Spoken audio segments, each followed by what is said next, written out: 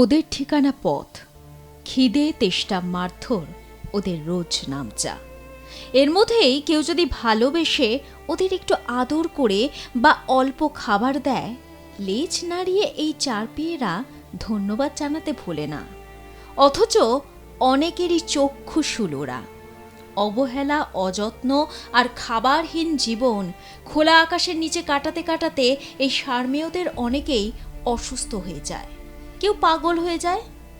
এবার এই নিয়েই রায় দিল দেশের শীর্ষ আদালত। পথকুকুর পাগল হয়ে গেলে বা খুব বেশি হিংস্র হয়ে গেলে তাকে মেরে ফেলা যেতে পারে।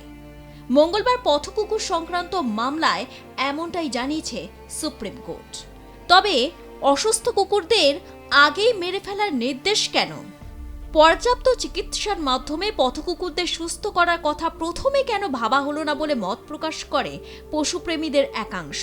একই সঙ্গে পথকুকুর সংক্রান্ত মামলায় আগের নির্দেশও বহাল রেখেছে আদালত। 2025 সালে নভেম্বরে সুপ্রিম কোর্ট নির্দেশ দিয়েছিল পথকুকুরদের রাস্তাঘাট, পার্ক, হাসপাতাল, রেল স্টেশনের মতো জনবহুল জায়গা থেকে সরিয়ে ফেলতে হবে। ওই নির্দেশের পরে দেশের বিভিন্ন প্রান্তে বিতর্ক শুরু হয়েছিল। ওই নির্দেশ সংশোধনের অনুরোধ জানিয়েও একগুচ্ছ আবেদন জমা পড়েছিল শীর্ষ আদালতে। মঙ্গলবার ওইসব আবেদন খারিজ করে দিয়েছে বিচারপতি বিক্রম নাথ, বিচারপতি সন্দীপ মেহতা এবং বিচারপতি এনভি আঞ্জারিয়ার বেঞ্চ।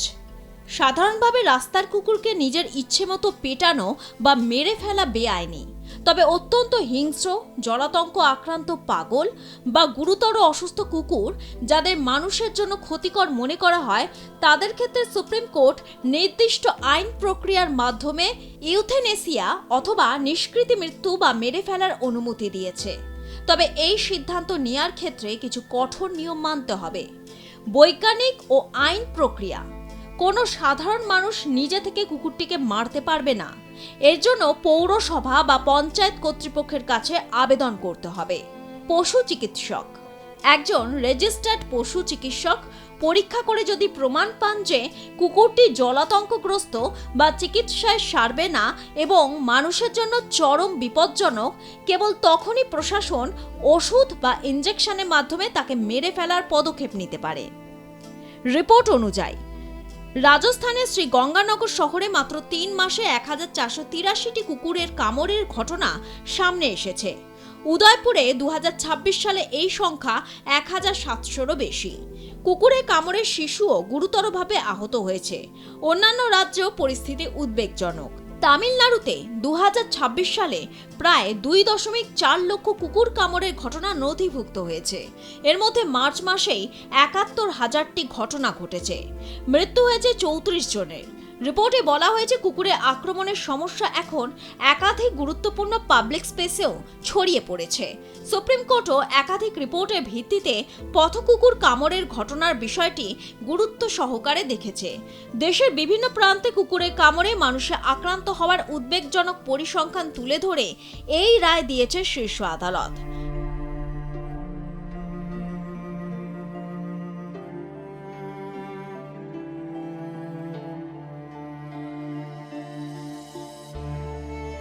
তিন বিচারপতি বেঞ্চ স্পষ্ট জানায়, জনবহুল এলাকায় বেশি পথকুকুরের হামলার শিকার হয়েছে অনেক মানুষ। আদালতের পর্যবেক্ষণ, পথকুকুরের মাত্রা অত্যন্ত ভয়াবহ জায়গায় পৌঁছেছে। আদালত আরও জানিয়েছে, বিভিন্ন ক্ষেত্রে পথচারী শিশু এবং বয়স্করা কুকুরের কামড় খান। সাধারণ মানুষের নিরাপত্তার দিকটিও উপেক্ষা করতে পারে না আদালত।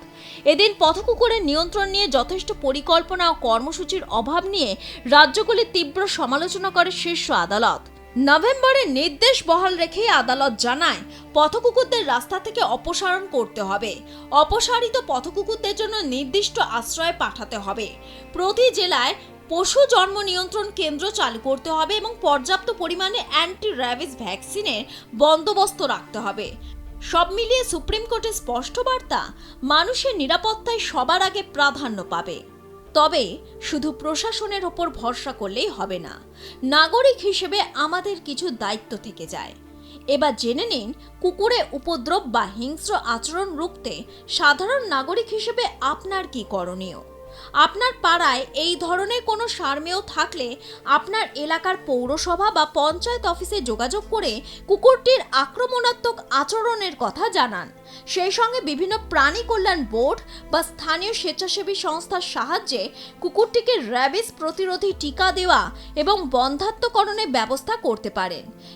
কেননা আইনের বাইরে গিয়েও মানুষ হিসেবে সমাজের সকল জীবের প্রতি আমাদের কিছু দায়বদ্ধতা থেকে যায়, তাই তো? সুপ্রিম কোর্টের এই রায় নিয়ে আপনাদের কি মতামত জানান কমেন্ট বক্সে। ব্যুরো রিপোর্ট আর প্লাস নিউজ।